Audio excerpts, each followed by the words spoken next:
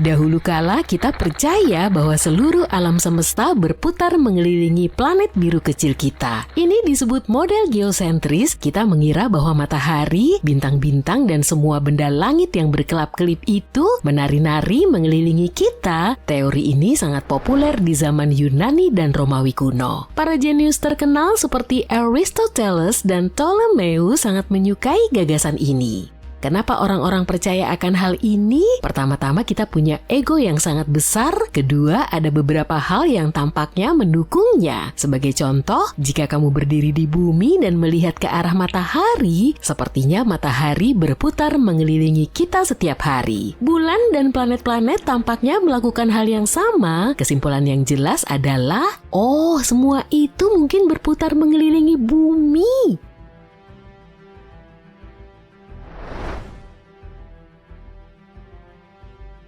Lalu ada fakta bahwa bumi terasa cukup stabil ketika kamu berdiri di atasnya. Rasanya tidak seperti sedang bergerak kan? Dan karena kestabilan di bawah kaki kita ini, orang-orang mengira bumi tidak bergerak. Tapi bahkan pada saat itu, ada filsuf Yunani dan Romawi kuno yang memiliki pemikiran yang lebih keren. Mereka memasangkan model geosentris dengan gagasan bahwa bumi sebenarnya adalah bola bundar yang melayang di angkasa, bukan piringan datar. Mereka mulai menghubungkan maknanya satu sama lain. Setelah beberapa waktu, astronom dan matematikawan Aristarchus dari Samos memiliki ide yang mengubah dunia. Dia berpikir bumi mungkin bukan pusat dari segala sesuatu. Dia mengusulkan bahwa segala sesuatu berputar mengelilingi matahari. Lucu jika membayangkan bahwa pada masa itu, ide ini dianggap gila.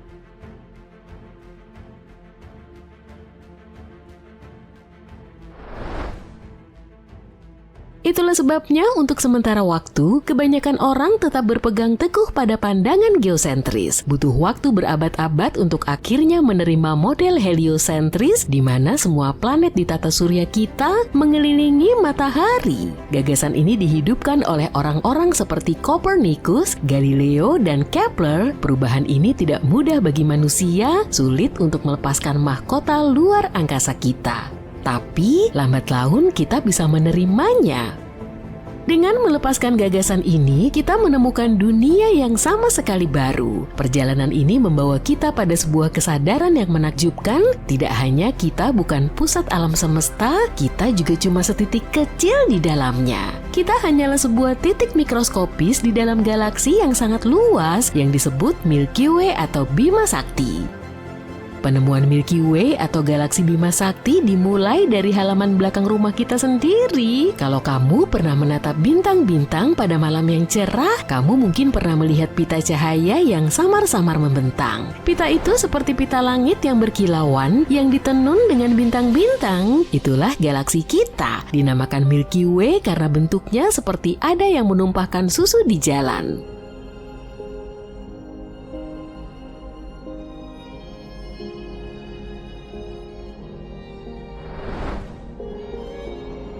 Hal ini digambarkan dengan sempurna pada tahun 90-an oleh Voyager 1. Wahana antariksa milik NASA ini mengambil gambar yang disebut pale blue dot atau titik biru pucat. Piksel kecil yang hampir mustahil untuk dilihat itu adalah planet kita. Foto ini diambil dari jarak 5,96 miliar kilometer dari matahari. Dalam skala alam semesta, jarak ini nggak ada apa-apanya, tapi bagi kita jarak itu tidak terbayangkan. Jadi ketika para ilmuwan menemukan Bima Sakti, mereka mempersenjatai diri mereka dengan teleskop. Tujuan mereka adalah untuk memetakan wilayah yang belum dipetakan di langit malam. Tentu saja untuk menemukan tempat kita di dunia raksasa ini. Untuk melakukan itu, pertama-tama kita harus membuka rahasia struktur galaksi kita. Oke, kita bisa melihat dengan jelas kalau galaksi kita memiliki formasi seperti pita. Itu mungkin berarti galaksi kita bukanlah bola bulat yang besar seperti planet-planet dan bintang-bintang. Kenyataannya galaksi kita lebih mirip panekuk raksasa, yakni piringan pipi, dan kita bisa melihat kalau kita tidak melayang di atasnya dan tidak berada di bawahnya. Kita berada tepat di atas piringan itu.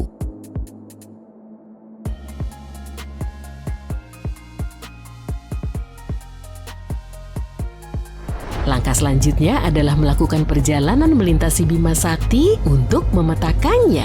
Ada sedikit masalah, untuk melakukan itu kita harus melintasi ribuan tahun cahaya secara tegak lurus dengan pesawat yang seperti panekuk ini. Sebagai gambaran, bayangkan Voyager 1, wahana yang memotret titik biru pucat. Wahana itu sudah menjelajah ruang angkasa selama hampir setengah abad. Wahana itu meninggalkan tata surya bertahun-tahun yang lalu. Kalian tahu berapa tahun cahaya yang telah dilaluinya?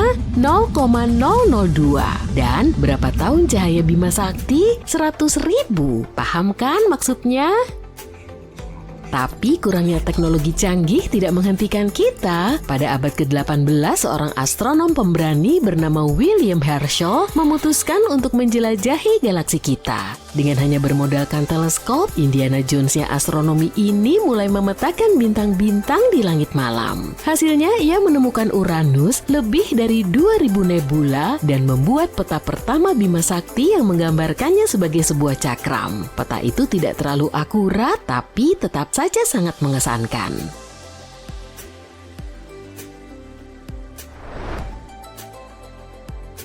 Sayangnya ia tidak tahu tentang sesuatu yang disebut debu antar bintang. Debu ini seperti kabut ruang angkasa yang bisa menghalangi pandangan kita ke bintang-bintang di pusat Bima Sakti. Debu ini membuat area pusat Bima Sakti tampak lebih sepi daripada yang sebenarnya.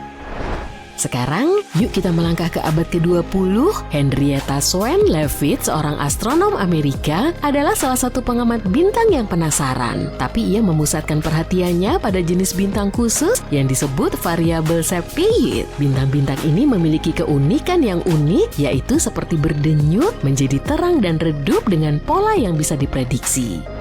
Pekerjaan Leavitt di observatorium seperti menjadi pustakawan. Dia membuat katalog bintang-bintang istimewa ini, dan seraya melakukan hal itu, ia menemukan sesuatu yang luar biasa, hubungan langsung antara kecerlangan bintang-bintang ini dan laju denyutnya. Penemuan ini sekarang dikenal sebagai hukum Leavitt, artinya hanya dengan mengukur seberapa cepat bintang-bintang itu berdenyut, para astronom bisa mengetahui seberapa jauh bintang-bintang itu berada. Bintang-bintang yang berdenyut ini menjadi patokan untuk mengukur jarak.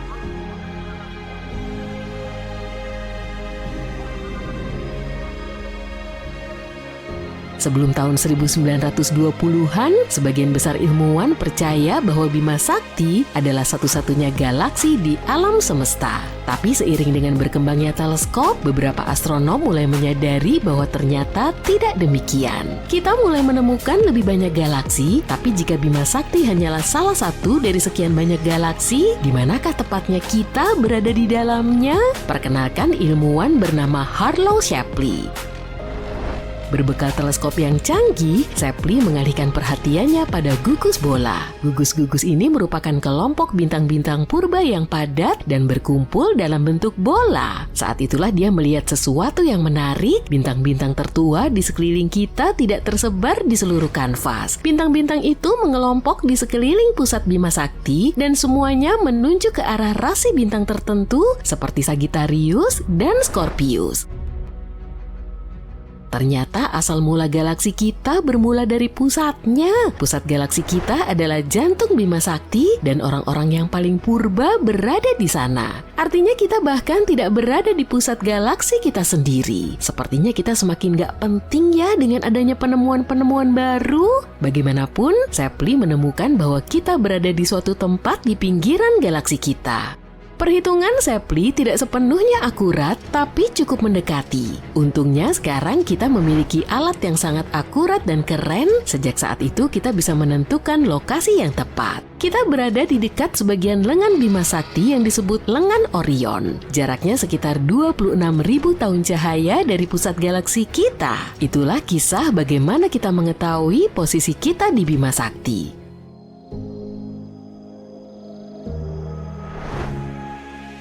Kamu pikir kisah kita ini sudah berakhir ya? Oh, sama sekali tidak. Perkenalkan, Gaia, si kartografer angkasa milik Badan Antariksa Eropa. Diluncurkan pada tahun 2013, Gaia memulai misi yang berani. Gaia harus memetakan Bima Sakti dengan detail yang belum pernah ada. Bukan hanya berupa peta kasar, tapi seperti fotografer yang memotret setiap nuansa galaksi kita. Gaia mengumpulkan posisi dan gerakan sekitar 1 miliar bintang, jumlahnya hanya 1% dari seluruh bintang di Bima Sakti. Tapi sebagian kecil itu sudah cukup untuk menciptakan sebuah mahakarya kartografi kosmik. Sungguh perjalanan yang luar biasa. Perjalanan ini membawa kita dari pemikiran bahwa bumi adalah pusat alam semesta, hingga menyadari bahwa kita hanyalah setitik debu dalam skema besar alam semesta. Tapi yang lebih penting lagi, kisah ini menunjukkan dorongan manusia untuk menguak misteri dunia. Selalu ada sesuatu yang baru untuk dijelajahi. Penemuan-penemuan baru terus bermunculan. Jadi tetaplah nantikan dan teruslah menatap langit malam. Saat ini kamu sedang dalam perjalanan luar angkasamu mengelilingi bintang dan seisi galaksi. Waduh, nebula warna-warni ini pasti akan segera runtuh oleh beratnya sendiri, kemudian meledak seperti supernova. Selalu hati-hati ya saat kamu mengelilingi lubang hitam, pokoknya jangan sampai terjebak oleh medan gravitasinya, supaya monster luar angkasa ini nggak menelanmu bulat-bulat. Bentar-bentar, kayak ada struktur aneh deh. Oh, rupanya itu ada tembok yang bersinar terang, dan kalau kamu amati lebih dekat, titik terangnya itu sebetulnya merupakan galaksi, dan di dalamnya ada sekitar 100.000 galaksi. Bima Sakti aja punya sekitar 100 miliar bintang, jadi tembok ini diperkirakan punya 1 kuadriliun atau 10 pangkat 15 bintang seperti matahari. Struktur raksasa ini disebut South Pole Wall dan lokasinya sekitar 500 juta tahun cahaya dari bumi. Jarak bintang terdekat kita, Proxima Centauri aja cuma sekitar 4,2 tahun cahaya. Dan waktu tempuhnya kurang lebih selama 73.000 tahun dengan roket. Jadi, perjalanan menuju South Pole Wall kemungkinan akan jauh lebih lama dari umur tata surya kita. Dalam skala kosmik pun, ukuran tembok ini sangat besar, diameternya sekitar 1,37 miliar tahun cahaya, sedangkan diameter Bima Sakti cuma 100.000 tahun cahaya. Tapi kita nggak bisa mengamati tembok ini meski dengan teleskop tercanggih. Galaksi Bima Sakti telah menghalangi pandangan kita dengan cahaya kuatnya, sampai-sampai tembok ini nggak bisa kita lihat. Hal yang sama juga terjadi kalau kamu mengamati langit berbintang di kota besar, polusi cahayanya akan menghalangi penglihatanmu. Meski begitu, para ilmuwan bisa mendeteksi objek jumbo ini dengan metode pergeseran merah. Semua objek di alam semesta ini terus bergerak dan mengembang setelah terjadi Big Bang miliaran tahun yang lalu. Nah, saat galaksi bergerak, gelombang cahayanya akan berubah. Dengan mengukur perubahan ini, para saintis bisa tahu jenis objek dan proses pergerakannya. Dan ternyata ukuran tembok ini masih kalah besar dari tembok besar Hercules Corona Borealis. Superstruktur galaksi terbesar ini berdiameter sekitar 10 miliar tahun cahaya atau kurang lebih 10% dari seluruh alam semesta yang teramati. Tembok ini juga punya gugus galaksi dan kita bisa mendeteksinya saat terjadi semburan sinar gamma. Peristiwa ini ditandai dengan adanya gelombang elektromagnetik paling benderang di alam semesta. Dari jarak bertahun-tahun cahaya pun fenomena ini masih bisa teramati. Semburan ini sangat jarang terjadi dan di Bima Sakti aja cuma berlangsung tiap jutaan tahun sekali. Kalau kita ngelihat banyak semburan singkat di tempat yang sama, berarti di situ terdapat banyak objek mirip Bima Sakti. Jadi, di luar angkasa ada banyak galaksi. Di alam semesta juga ada grup kuasa raksasa atau Huge LQG yang diameternya sekitar 4 miliar tahun cahaya. Satu foton cahaya akan menempuh waktu hingga seumur bumi kita cuma untuk menjelajahi seluruh strukturnya. Bobot struktur raksasa ini kurang lebih 6,1 kuintiliun kali lebih berat dari matahari dan sejauh ini para saintis telah nemu hingga 73 kuasar di dalamnya. Inilah beberapa objek paling unik di alam semesta. Dan ini merupakan inti aktif galaksi. Di pusat kuasarnya terdapat lubang hitam supermasif yang bisa melahap materi di sekitarnya.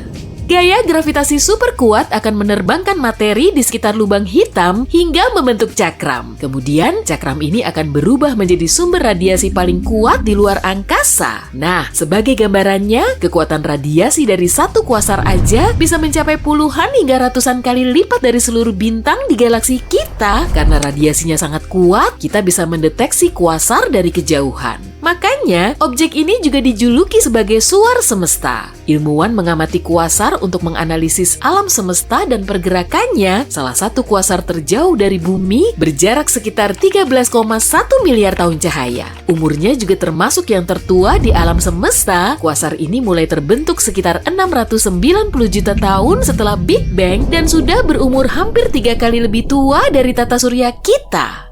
Cahayanya masih sangat benderang, yaitu sekitar 4 kali 10 pangkat 14 kali lebih terang dari matahari. Menurut para ilmuwan, di bagian pusatnya terdapat lubang hitam supermasif yang bobotnya sekitar 800 juta kali lebih berat dari matahari. Struktur raksasa ini hanyalah blok konstruksi di alam semesta kita. Coba amati baik-baik ya, ini tata surya kita. Terus kita perkecil dikit, ada bintang induk kita di galaksi Bima Sakti. Perkecil lagi, di sini ada grup lokal dan semua titik terang ini menjadi galaksinya. Lalu ada Andromeda, dan ini galaksi Triangulum beserta puluhan galaksi kecil lain yang terhubung oleh gravitasi. Diameter struktur ini sekitar 10 juta tahun cahaya atau 100 kali lebih panjang dari galaksi kita. Oke, kita perkecil lagi ya. Dan di sini ada super gugus Virgo yang diameternya 20 kali lebih panjang dari grup lokal. Di dalamnya ada sekitar 30.000 galaksi dan total masanya sekitar 1 kuadriliun kalinya massa matahari. Kita perkecil lagi yuk. Di sini ada super gugus Laniakea yang ukurannya 3 kali lebih besar. Di situ juga ada super gugus Virgo dan sejumlah gugus kecil lain. Jumlahnya kurang lebih 100.000 galaksi dan ini masih belum selesai loh. Jadi kita perlu memperkecil lagi gambar ini. Di sini ada kompleks super gugus Pisces Cetus yang menaungi sekitar 60 gugus galaksi. Jadi jumlah galaksi di dalamnya lebih banyak dari butiran pasir di gurun luas. Selanjutnya ngapain lagi nih? Perkecil lagi dong. Nah, inilah alam semesta kita yang teramati. Di sini ada lebih dari 500 miliar galaksi dan sekitar 1 sekstiliun bintang. Alam semesta yang teramati juga punya struktur sendiri. Bentuk gugus galaksi menyerupai rantai dan tembok kayak struktur tadi. Tapi untaian ini terpisah oleh area kekosongan absolut bernama void. Dan di sini nggak ada materi sama sekali. Jumlah molekulnya juga lebih sedikit daripada di ruang kosong.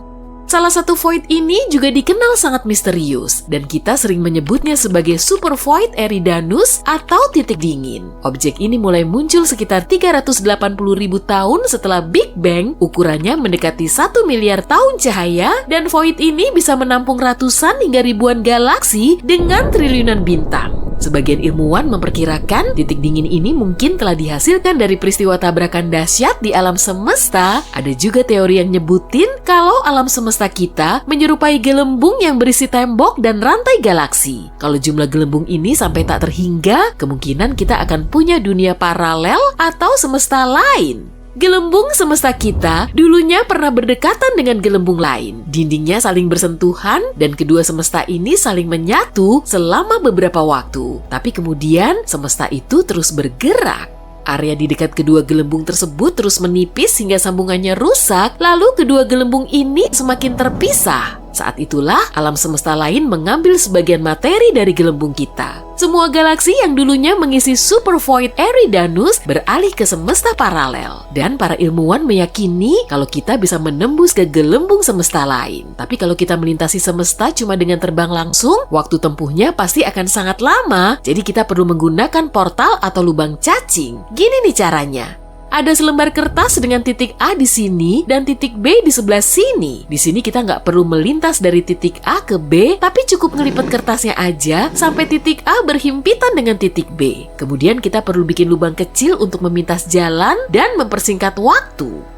Sebagian saintis juga meyakini jalan pintas ke alam semesta lain berada di lubang hitam. Tapi gimana cara kita bertahan di lubang hitam setelah jatuh ke dalamnya ya? Nah, kita perlu milih lubang hitam yang cukup besar. Jadi intinya, gravitasi memiliki peranan penting. Kalau kamu jatuh di lubang hitam, efek gravitasinya akan semakin terasa saat jarakmu cukup dekat. Semakin mepet akan semakin kuat, kemudian gaya gravitasi yang mengenai kepalamu akan jauh lebih kuat dari gravitasi di kakimu, hingga akhirnya tubuhmu akan memanjang seperti spaghetti. Tapi kalau kamu jatuh di lubang hitam supermasif seperti yang ada di pusat galaksi, gaya gravitasinya akan naik secara perlahan. Masanya bisa jutaan kali lebih berat dari matahari atau bahkan lebih.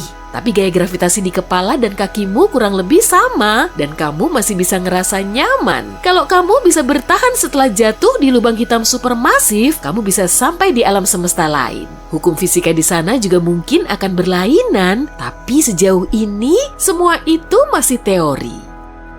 Ini adalah bumi, planet rumah kita, dan bulan, satelitnya. Jika di zoom out, dan inilah tata surya kita. Kalau lebih jauh lagi, ini galaksi Bima Sakti. Dan kita cuma titik kecil di antara jumlah bintang yang tidak ada habisnya ini. Nah, kalau makin jauh, ada gugusan galaksi. Bintik-bintik dan pusaran di ruang tanpa ujung.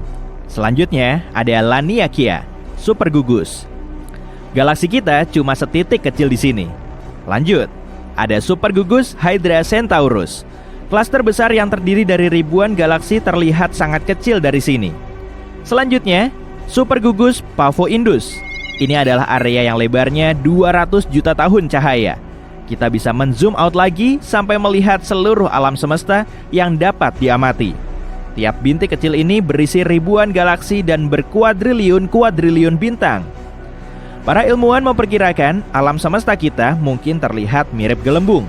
Dan gelembung itu mungkin bertabrakan dengan alam semesta lain. Yap, alam semesta lain juga bisa ada. Bahkan alam semesta jumlahnya tidak terbatas. Semuanya bisa muncul setelah Big Bang. Benturan antara dua alam semesta juga tidak mustahil. Setidaknya, tabrakan ini mungkin pernah terjadi dan buktinya ada di sini, di arah rasi bintang Eridanus. Tempat ini disebut Super Void Eridanus, lebarnya sekitar 1 miliar tahun cahaya. Sebagai perbandingan, lebar seluruh galaksi kita cuma sekitar 100.000 tahun cahaya. Tempat ini tidak berisi apa-apa, dan itu mungkin jejak dari tabrakan lama antara alam semesta kita dan alam semesta lain. Para ilmuwan memperkirakan kedua alam semesta ini bergesekan. Saat jarak di antara keduanya super dekat, gaya gravitasi kedua gelembung ini mulai saling menarik. Sama seperti dua tetes air yang mencoba menyatu saat berdekatan. Tapi kecepatan alam semesta terlalu tinggi bagi keduanya untuk terus berinteraksi. Jadi, alam semesta lain itu merobek sepotong gelembung kita. Mungkin ada sekitar 10.000 galaksi di dalam kehampaan atau void itu, dan semuanya hancur atau diambil alih oleh alam semesta lain tadi. Mari kita pergi ke tepi alam semesta kita untuk melihat bagaimana tabrakan ini mungkin terjadi. Kita 10 miliar tahun cahaya dari rumah kita. Di sini, di galaksi lain, kita melihat nebula indah yang punya berbagai warna dan bentuk. Dan jika kamu melihat ke arah lain, ada tembok besar yang bergerak ke arah kita. Semua percikan cerah ini adalah galaksi super besar yang akan bertabrakan dengan galaksi kita. Namun, pada kenyataannya, itu adalah cermin raksasa yang cuma menampilkan refleksi alam semesta kita. Di sini, ruang dan waktu terdistorsi, serta mulai ditarik ke alam semesta lain dengan kecepatan tinggi. Hukum fisika yang biasa mungkin tidak berlaku lagi di sini. Gravitasi pun mungkin hilang. Dengan begitu, semua bintang akan meledak dan penghuni planet di sana akan melayang tanpa kepastian. Tapi jika kedua alam semesta tidak hanya saling bersinggungan, tetapi juga bertabrakan langsung satu sama lain, segalanya akan jauh lebih ngeri. Sejumlah besar energi tabrakan mungkin akan menyebabkan ledakan luar biasa. Dayanya akan menghancurkan apapun yang ada di dalam gelembung kita. Namun, kedua gelembung itu masih mungkin menyatu juga. Awalnya, semua galaksi di tepi alam semesta akan robek. Tapi kemudian penyatuan akan dimulai. Galaksi-galaksi di sana akan mulai bergerak dengan kacau. Semua akan terbang melewati satu sama lain, saling menghancurkan, bertabrakan, dan meledak. Tabrakan dua galaksi akan menciptakan dampak super besar. Dan itu mungkin terjadi pada galaksi kita dalam waktu dekat, dari segi luar angkasa ya. Galaksi Andromeda sedang menuju ke arah kita. Andromeda adalah galaksi spiral yang ukurannya 2 kali lipat galaksi kita. Dan ada sekitar 1 triliun bintang di sana, alias 2 kali lipat Bima Sakti. Di pusat galaksi cerah ini, mengintai satu monster gelap, sebuah lubang hitam. Beratnya 2 dan 80 kali lipat massa matahari. Raksasa merah ukurannya ratusan kali lipat lebih besar daripada matahari kita. Pulsar yang memancarkan energi besar seperti lampu sorot, bintang-bintang pengembara dan banyak lubang hitam besar maupun kecil. Gabungan objek-objek berbahaya ini bergerak ke arah kita dengan kecepatan 110 km per detik. Perjalanan dari New York ke Los Angeles dengan kecepatan ini hanya akan memakan waktu setengah menit. Cakram Andromeda sudah bisa terlihat dengan mata telanjang pada malam tanpa bulan. Seiring berjalannya waktu, ukurannya akan makin besar. Saat Andromeda makin mendekat, gaya gravitasinya akan mulai meregangkan lengan galaksi spiral kita dan mulai terurai. Bintang dan planet di sana akan melenceng dari orbitnya. Salah satu skenario yang mungkin terjadi adalah ada asteroid yang tidak dikenal atau bahkan planet katai dari galaksi Andromeda yang akan menabrak bumi dengan kecepatan tinggi. Planet kita akan meledak seperti balon akibat benturan ini. Duh, jadi ngeri. Kemungkinan lain akan meliputi tabrakan antar bintang.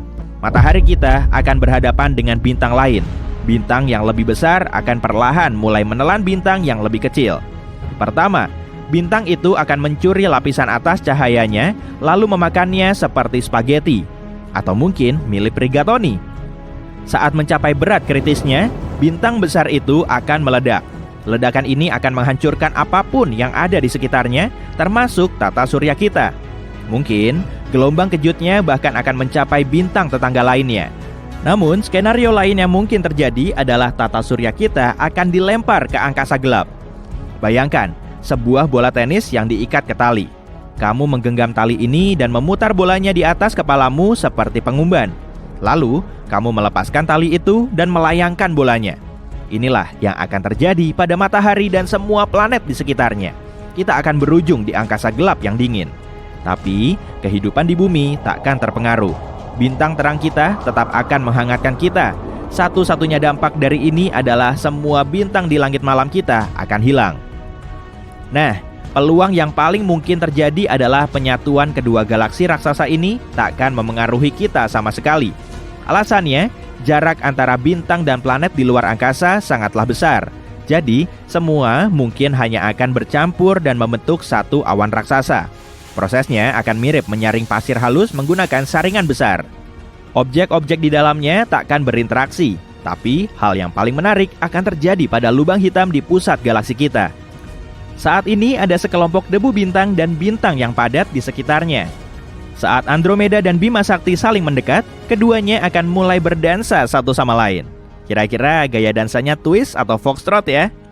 Dan saat dua lubang hitam saling mendekat, keduanya akan mulai menelan semua materi yang ada di sekitarnya.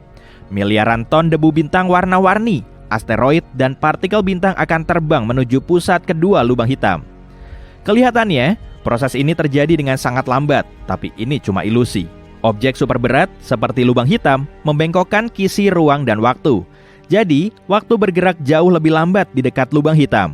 Dan semua benda yang tampaknya tak bergerak di horizon peristiwa selama berminggu-minggu atau bahkan berbulan-bulan sebenarnya sudah lama hilang.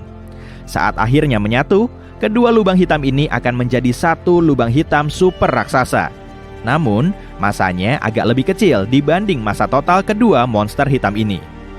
Beberapa beratnya berubah menjadi energi tabrakan. Energi ini dilepaskan dengan sangat kuat hingga gelombangnya dapat terasa di galaksi lain. Sekarang, lubang hitam besar mengumpulkan semua inti yang padat dan panas ini dari kedua galaksi di sekitarnya.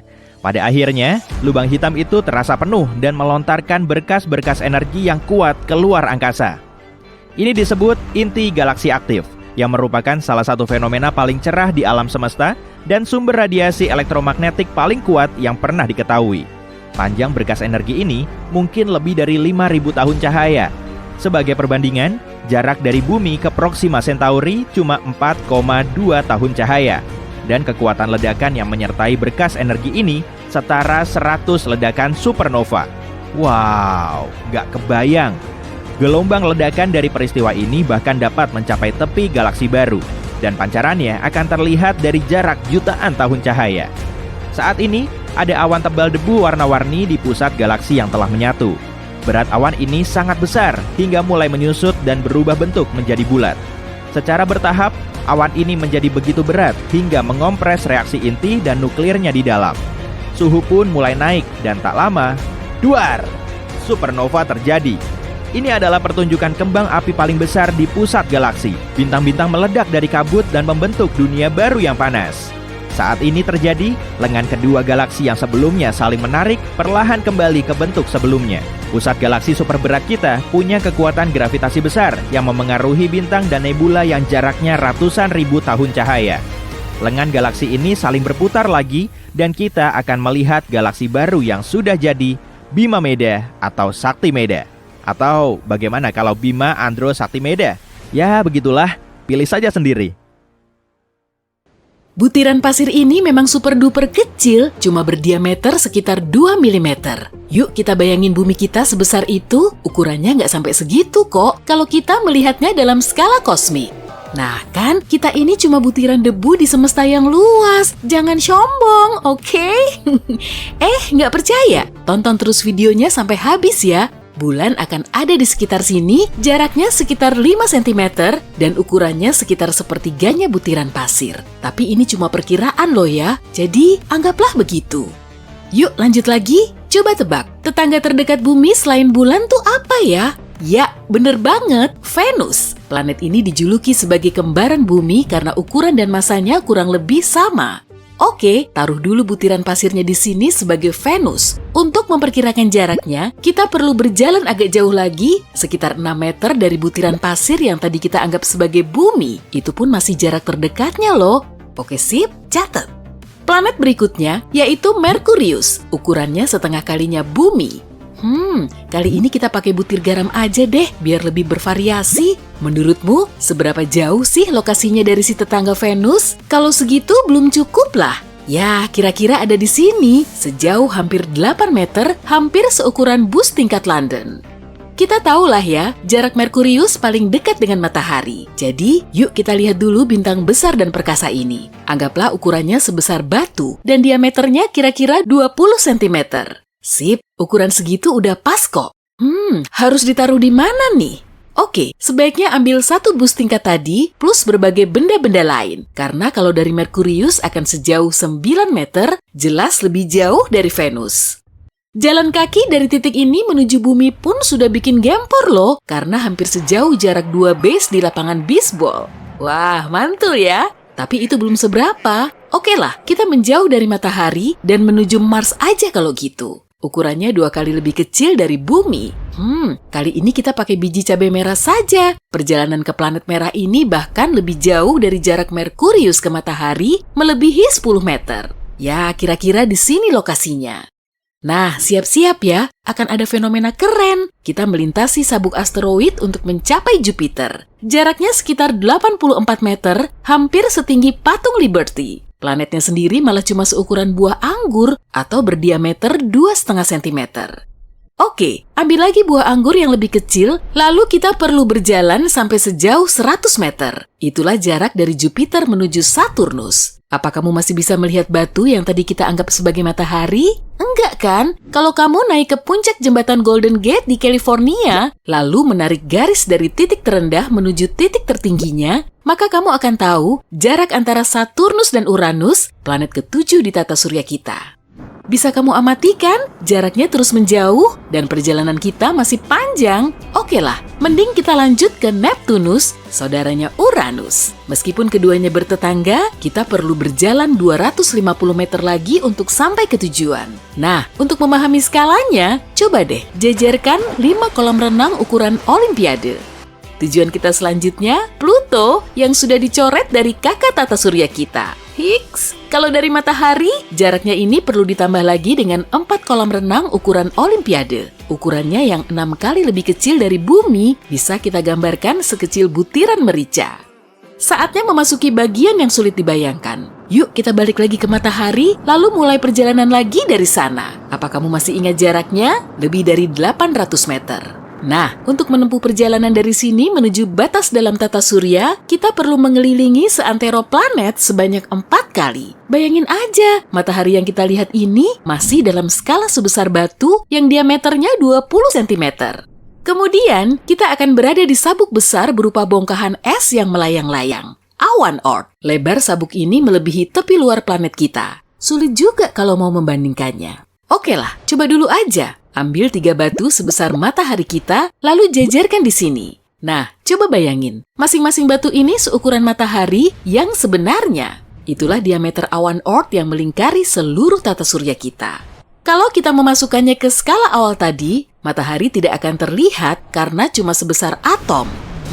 Kita mulai dari awal ya. Bola batu ini punya volume ruang yang masih misterius. Radiusnya kira-kira 1 tahun cahaya, anggaplah 1 cm. Nah, dari sinilah titik awal kita.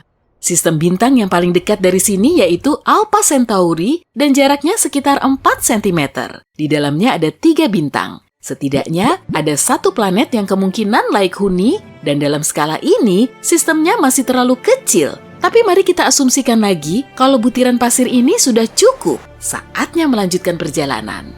Tujuan kita selanjutnya adalah tepi galaksi Bima Sakti. Galaksi kita ini berdiameter sekitar 100.000 tahun cahaya. Lokasi kita kan lumayan dekat dari pusatnya, maka perjalanan ke sana cuma perlu waktu selama 50.000 tahun cahaya. Pada skala super kecil ini, ukurannya akan menjadi 500 meter, kurang lebih sama dengan tinggi menara CN di Toronto.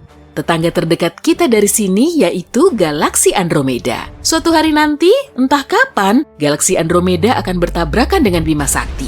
Nah, untuk sampai ke sana, kita harus menempuh perjalanan hampir sejauh 25 km. Setara dengan 2,5 juta tahun cahaya dalam hitungan normal. Tambahin dikit ya, jarak segitu setara dengan 2,5 kalinya tempat terdalam di Palung Mariana, Challenger Deep. Akhirnya kita bisa membandingkan objek yang skalanya lebih besar, NGC 604, nebula bintang di galaksi Triangulum. Kalau ditarik dalam satu garis lurus, kita cuma perlu menempuh jarak sejauh 2 km dari tempat kita sekarang. Oke deh, yuk langsung aja. Nebula ini berdiameter sekitar 1.500 tahun cahaya. Skalakan saja menjadi 15 meter. Itu sih setinggi gedung 5 lantai. Mundur dulu sedikit yuk, sekitar 800 meteran untuk melihat objek lain.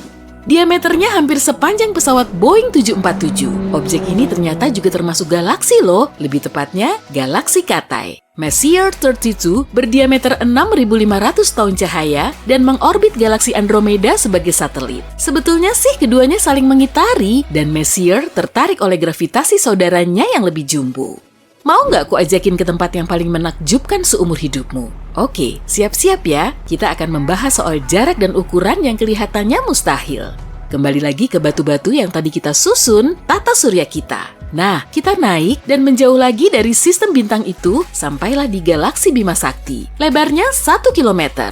Naik terus dan kita bisa lihat kekosongan besar di sekitar galaksi yang telah kita lalui. Area ini membentang sejauh 25 km. Lalu, ada juga galaksi dan galaksi Katai yang mengelilinginya. Letaknya ada di dekat galaksi kita, ada Andromeda dan teman-temannya.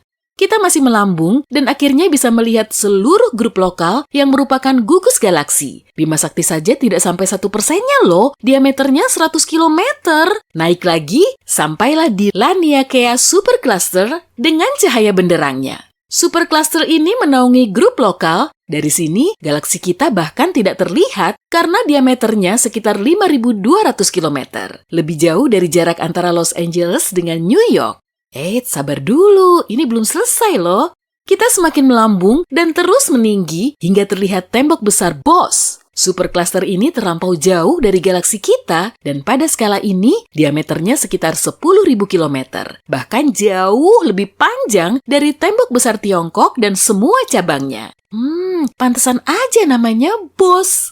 Kita sudah sampai di angkasa luar dan model seluruh galaksi kita ada jauh di bawah sana. Semuanya tidak terlihat kecuali dengan bantuan teleskop. Wah, ini nih objek terbesar di alam semesta yang bisa diamati. Tembok besar Hercules Corona Borealis. Pada skala saat ini, jaraknya sejauh 100.000 km dari bumi atau 1/4 kalinya menuju bulan.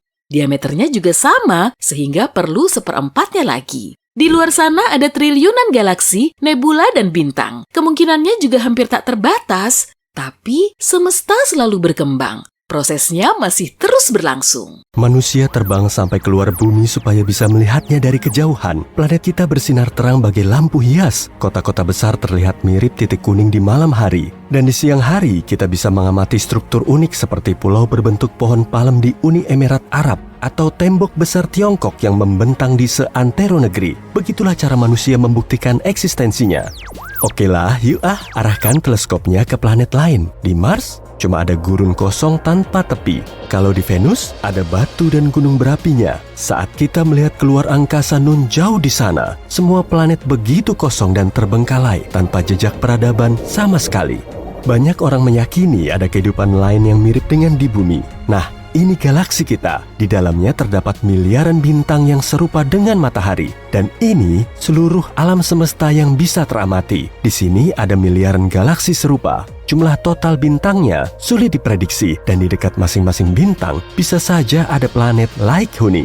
Kemungkinan kita belum bisa menemukan kehidupan di planet lain karena lokasinya jauh di bawah permukaan. Misalnya saja Europa. Salah satu satelit Jupiter ini sedikit lebih kecil dari bulan. Dan strukturnya menyerupai telur rebus. Permukaan Europa berupa kerak es yang keras. Tapi kalau permukaannya dibor lumayan dalam, akan ada inti Europa yang berwujud cair. Jupiter dan satelitnya sangat jauh dari matahari, sehingga suhunya sangat dingin, yaitu sekitar minus 170 derajat Celcius. Di sana, air akan langsung berubah wujud menjadi es. Meski begitu, gaya gravitasi Jupiter sangat kuat. Karena itulah di Europa ada banyak gesekan, dan intinya juga makin panas. Karena terkena panas, esnya mencair dan kemudian terbentuk lapisan air melimpah di bawah permukaannya.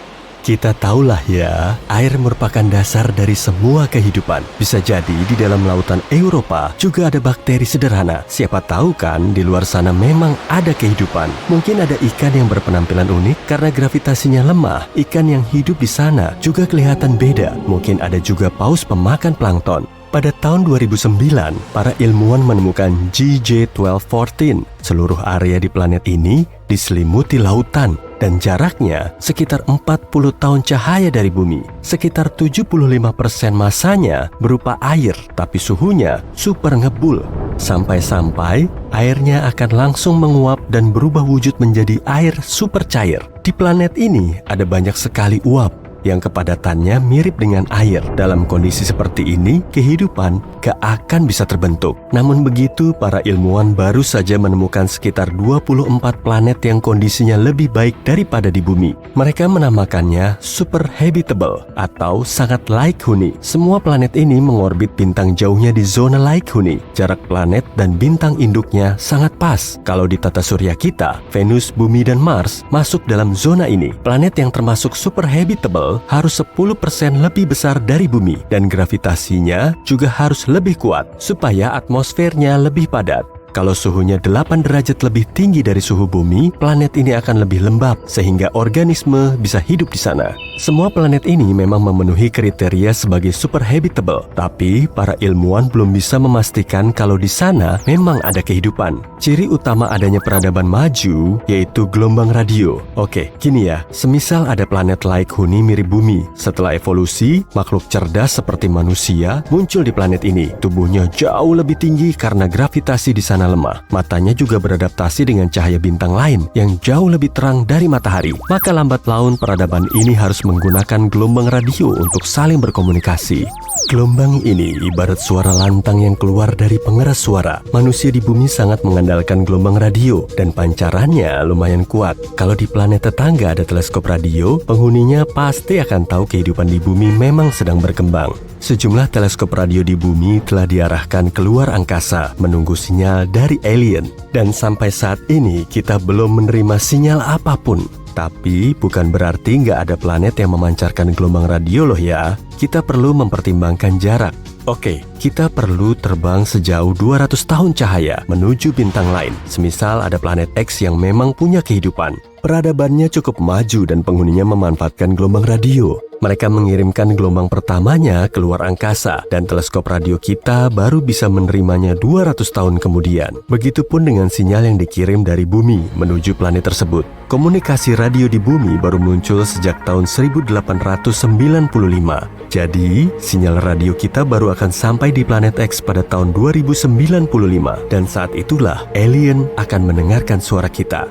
Tapi bunyi ini nggak akan berlangsung lama karena tiap tahun teknologi kita semakin canggih. Kita mulai menggunakan komunikasi seluler, TV kabel, dan serat optik. sehingga volume spektrum radio di bumi menurun. Dalam sekejap saja, planet lain pun gak akan bisa mendeteksinya lagi. Begitupun saat sinyal dari sana dipancarkan ke bumi. Jadi, gelombang radio yang berasal dari peradaban lain hanyalah bunyi ping singkat pada skala kosmik. Dan kita nggak bisa langsung menyimpulkan kalau gelombang radionya diam, berarti kehidupan di luar angkasa memang nggak ada.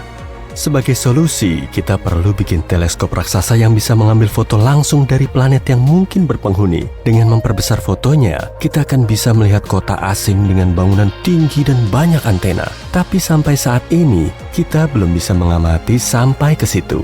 Kita bisa aja kan memotret Mars dan satelitnya, tapi kualitas gambarnya malah mengecoh.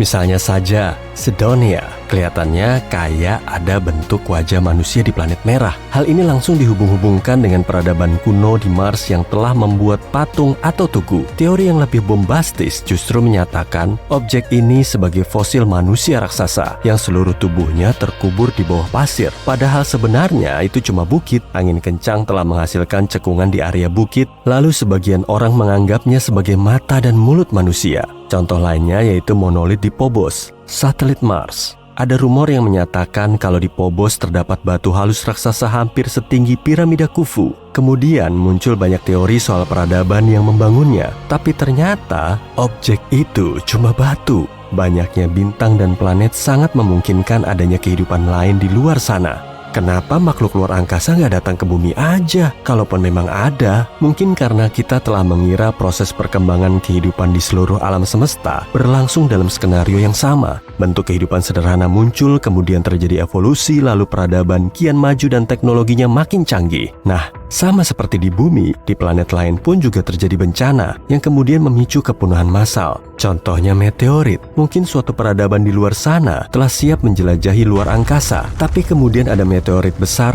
sama seperti petaka yang telah memusnahkan dinosaurus dari bumi. Lalu kehidupan di sana dimulai lagi dari nol. Selain itu, semakin maju suatu peradaban, semakin riskan juga mereka akan terpuruk dalam kehancuran. Kemungkinannya, para ilmuwan yang lagi bereksperimen dengan mesin seperti Large Hadron Collider tiba-tiba menciptakan lubang hitam. Objek ini kemudian menelan semua benda lain di sekitarnya dan terus membesar. Seluruh kota yang berteknologi super canggih plus seisi planet akhirnya lenyap. Kemungkinan lainnya misalnya perjalanan melalui wormhole atau lubang cacing. Terowongan dalam ruang waktu ini bisa menghubungkan alam semesta yang berlainan. Alien bisa saja melakukan perjalanan melewati lubang ini, kemudian nggak tertarik lagi untuk kembali ke habitat asalnya. Tapi bisa juga sih kehidupan di bumi memang unik. Lokasi tata surya kita sudah sangat pas di galaksi Bima Sakti. Di galaksi ini, ledakan supernova terus-terusan terjadi. Radiasi yang dihasilkan bisa menghancurkan berbagai objek hingga sangat jauh. Tapi tata surya kita terletak di orbit galaksi yang sangat pas, sehingga bisa terlindung dari ledakan tersebut. Faktor lainnya yaitu bulan. Menurut teori pembentukan bulan, sekitar 4,5 miliar tahun yang lalu, meteorit seukuran Mars menabrak bumi. Kalau arah benturannya lurus, bumi bisa-bisa hancur lebur. Dan kalau meteorit itu cuma nyerempet bumi, serpihannya akan berterbangan di angkasa. Tapi titik benturannya sangat tepat sasaran, sehingga sebagian meteorit tetap berada di orbit bumi, lalu menghasilkan bulan. Satelit alami kita kemudian menstabilkan rotasi bumi dan memanaskan intinya dengan gaya gravitasi. Baru kemudian bumi menghasilkan medan magnet yang bisa melindungi kita dari angin surya. Ilmuwan lain meyakini biokimia dari bentuk kehidupan di luar bumi bisa saja berlainan. Komponen utama di tubuh kita terdiri dari karbon dan air. Tapi karbon bisa diganti dengan silikon atau fosfor, dan air bisa diganti dengan amonia atau metana. Atom-atom ini bisa membentuk molekul dengan rupa yang berbeda, kemudian menyatu dan menghasilkan organisme hidup. Kalau unsur pembentuknya seperti ini, bentuk kehidupannya juga tentu berlainan dari bumi. Saat ini kamu lagi terbang melintasi luar angkasa sambil terus-terusan menghindar dari bintang dan lubang hitam. Dengan kecepatan super tinggi, kamu bisa melakukan perjalanan antar galaksi cuma dalam hitungan menit. Kok kedengaran kayak ngehalu ya? Semua ini bisa jadi kenyataan loh, karena NASA telah menguji teknologi yang bisa terus ngebut melebihi kecepatan cahaya. Oke, kita lihat dulu armada ruang angkasa kita saat ini. Untuk terbang ke luar angkasa, kita naik roket konvensional yang membawa banyak bahan bakar dan oksigen. Dua zat ini kemudian dicampur dan dibakar. Saat apinya keluar dari roket, gas yang dihasilkan mulai bergerak turun, sementara roketnya melesat dan terdorong ke atas. Sederhananya begitu cara kerjanya. Setelah melalui proses ini, roket bisa bergerak dengan kecepatan mendekati 8 km per detik. Dengan kecepatan yang sama, kita bisa keliling Amerika Serikat dari ujung timur sampai ke ujung baratnya cuma dalam waktu 8,5 menit. Tapi dalam skala luar angkasa, kecepatan segitu masih sangat lambat. Perjalanan ke planet lain seperti Mars perlu waktu sekitar 7 bulan. Dan perjalanan ke tepi tata surya kita menghabiskan waktu sekitar 35 tahun. Selama itulah probe antariksa Voyager yang diluncurkan pada tahun 1977 sampai ke destinasinya. Tapi kali ini kita mau melakukan perjalanan antar bintang dan antar galaksi. Nah, bintang yang paling dekat dengan kita yaitu Proxima Centauri dan jaraknya sejauh 4,2 tahun cahaya. Maka kita perlu nunggu sampai 73.000 tahun untuk sampai ke sana. Bukan main, peradaban manusia cerdas yang pernah ada pun belum sampai selama itu. Kalau kamu mau terbang ke galaksi Bima Sakti yang berdiameter 100.000 tahun cahaya, waktu tempuhnya sekitar 1,7 triliun tahun. Bandingin aja tuh sama umur alam semesta yang udah menginjak 14 miliar tahun. Laju pesawat luar angkasa kita memang masih sangat lambat. Kalaupun sampai sengebut kecepatan cahaya, kita masih perlu waktu 4,2 tahun untuk sampai di bintang terdekat. Untuk sampai di galaksi Andromeda, berarti perlu ditambah lagi sampai 2,5 juta tahun. Tapi kita nggak akan bisa bergerak secepat ini. Menurut hukum fisika, semua objek yang punya massa nggak bisa bergerak dengan kecepatan cahaya. Foton cahaya punya berat kecil tak terhingga, tapi kalau kamu mau melesatkan satu butir pasir pada kecepatan cahaya, energi yang dibutuhkan akan jadi tak terhingga. Dan totalnya mungkin akan melebihi jumlah semua energi yang ada di alam semesta ini. Tapi bisa aja sih para ilmuwan nemu solusi ampuh untuk mematahkan hukum fisika. Agar tercipta daya dorong, kita perlu mendorong objek. Kapal perlu mendorong air supaya bergerak, pesawat perlu udara, dan roket perlu memanfaatkan pembakaran bahan bakar. Meski begitu, M-Drive punya mekanisme lain. Magnetron kuat seperti yang ada di microwave mengirimkan gelombang ke corong ini. Resonator kemudian memantulkan gelombang ke salah satu dinding di dalamnya sehingga mengenai dinding lain. Alhasil, gaya yang bekerja di ujung corong sempit akan lebih lemah dan gaya pada ujung yang lebih lebar akan lebih kuat. Dengan menganalisis gaya kuat ini, kita bisa tahu arah gayanya menuju ujung corong yang lebar. Jadi, pendorongnya berasal dari sisi yang berlainan. Oke, kalau gitu kita perlu memperbesar modelnya. Kemudian, taruh M-Drive ini di pesawat luar angkasa. Ujung corong yang sempit menghadap ke atas dan yang lebar berada di bawah. Magnetron segera dinyalakan dan resonator menghasilkan daya dorong yang bikin roketnya lepas landas. Roket ini nggak mengeluarkan suara maupun gas berbahaya. Mekanismenya bisa mempercepat laju roket, bahkan mengalahkan roket yang membakar bertonton bahan bakar. Menurut teori, kecepatannya juga bisa sengebut kecepatan cahaya, tapi kenyataannya nggak bisa begitu. Meski penemu perangkat ini berupaya ngebuktiin potensi M-Drive, belum ada penelitian independen yang nunjukin hasil positif. NASA mendukung pembuatan mesin ini di laboratorium, tapi selama penelitian nggak terbentuk daya dorong. Alternatif lain yang bisa bikin kita melesat melebihi kecepatan cahaya, misalnya dengan gelembung Alcubierre. Ilmuwan asal Meksiko telah mencari tahu cara menerapkan teori relativitas umum tanpa mengabaikan hukum fisika. Semisal nih, ada pesawat luar angkasa yang melintasi hamparan selimut ruang dan waktu. Saat bergerak menuju seberang selimut, pesawat ini nggak menempuh jarak dari titik A ke titik B yang jauhnya sampai ribuan tahun cahaya, tapi malah menarik selimut itu ke arahnya sendiri. Saat selimutnya terlipat, titik B semakin mendekat. Karena jarak tempuh ke titik B semakin pendek, pesawat pun lebih cepat sampai. Kemudian selimut ruang dan waktu ini kembali terhampar seperti semula. Wah! Pesawat luar angkasa nggak perlu mesin kuat yang akan membakar bertonton bahan bakar dan oksigen, tapi perlu bergerak dengan mekanisme gelembung. Nah, yang paling sulit justru bikin gelembung seperti ini karena energi yang diperlukan kurang lebih sebanyak massa Jupiter. Malahan, jumlahnya melebihi kapasitas yang ada di bumi. Meski begitu, para ilmuwan berupaya menguji teknologi ini pada probe luar angkasa kecil seukuran Voyager. Percobaan ini mungkin akan berlangsung selama puluhan atau malah ratusan tahun. Para ilmuwan masih berupaya bikin kecepatannya mencapai 20% kecepatan cahaya dengan bantuan laser, dan rencananya mereka akan terbang ke Proxima Centauri sekitar 30 tahun lagi. Hal ini bisa aja terjadi sih. Kapal induk akan diluncurkan dari bumi dan di dalamnya terdapat ribuan prop luar angkasa seukuran kuku. Setelah sampai orbit, kapal ini meluncurkan prop ke luar angkasa. Tiap prop kemudian membuka layar reflektif berbahan tipis selebar tempat parkir, lalu mereka akan memancarkan sinar laser kuat menuju layar dari bumi. Laser ini bisa memacu pesawat hingga 1000 kali lipat dari kecepatan terjun bebas di atas bumi.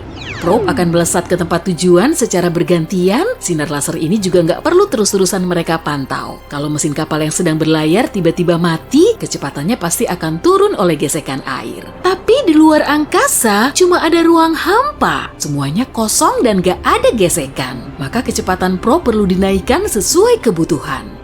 Saat melaju sengebut 20% kecepatan cahaya, probe ini bisa sampai di matahari cuma dalam waktu 40 menit. Tapi geraknya perlu diarahkan ke Proxima Centauri. Setelah menempuh perjalanan selama 30-an tahun, kita perlu nunggu 4 tahun lagi sebelum bisa mendapatkan sinyal dari probe. Di tata surya kita ada beberapa eksoplanet dan ilmuwan masih terus mencari tahu jejak kehidupan di dalamnya. Teknologi layar ini bisa digunakan di luar angkasa meski tanpa laser kuat. Caranya dengan memanfaatkan matahari. Kalau kita bikin layar seukuran lapangan sepak bola, lalu membentangkannya di luar angkasa, layar ini akan menangkap sinar matahari. Dan karena permukaannya reflektif, cahayanya akan terpantul dari layar. Kemudian akan terbentuk daya dorong yang bisa menggerakkan pesawat luar angkasa, tapi teknologi ini punya kelemahan. Kita cuma bisa menerapkannya di dalam tata surya. Di medium antar bintang yang dingin, layar ini nggak akan bisa menangkap cahaya matahari ataupun angin surya. Tapi masih ada kandidat lain kok, yaitu pendorong ion. Seperti roket konvensional, pesawat luar angkasa dengan pendorong ion akan terdorong oleh gas yang dibuang keluar. Tapi pada pendorong ion, gas yang keluar dipicu oleh medan listrik, bukan pembakaran bahan bakar. Jadi di dalam mesinnya diperlukan medan listrik kuat. Partikel gas yang melewati medan listrik ini akan dilesatkan, kemudian dikeluarkan. Proses ini kemudian menghasilkan daya dorong. Meskipun percepatannya lebih lemah beberapa kali lipat dari roket konvensional, mesin ion tetap bisa membuatnya lebih ngebut. NASA tengah mengupayakan pembuatan pesawat luar angkasa bertenaga ion untuk terbang ke Jupiter. Mesin ion mengonsumsi banyak energi, jadi pesawat ini akan dilengkapi reaktor nuklir dan banyak panel surya. 8 mesin besar akan melesatkannya sampai 90 km per detik. Perjalanan dari New York ke London cuma ditempuh selama semenit loh. Kalau kita naik pesawat sengebut ini, teknologi ini masih terus diuji di banyak probe luar angkasa, tapi belum bisa merealisasikan perjalanan yang melebihi kecepatan cahaya.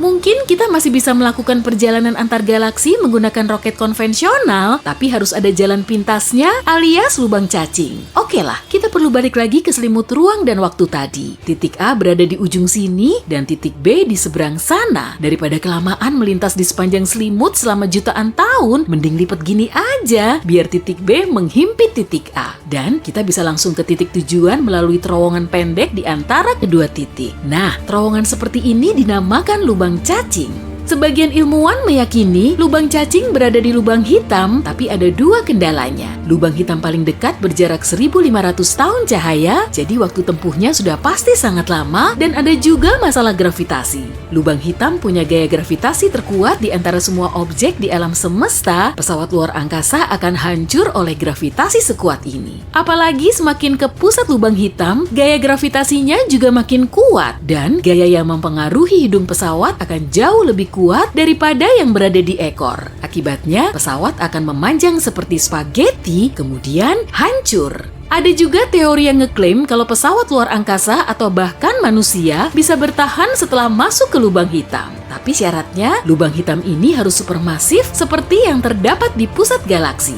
Bobot lubang hitam seperti ini bisa mencapai jutaan hingga miliaran kali lebih berat dari matahari. Selain lebih berat, ukurannya juga lebih besar. Artinya, gravitasinya nggak akan naik begitu cepat. Kalau wujudmu nggak berubah seperti spaghetti, kemungkinan kamu akan bisa melihat lubang hitam secara langsung.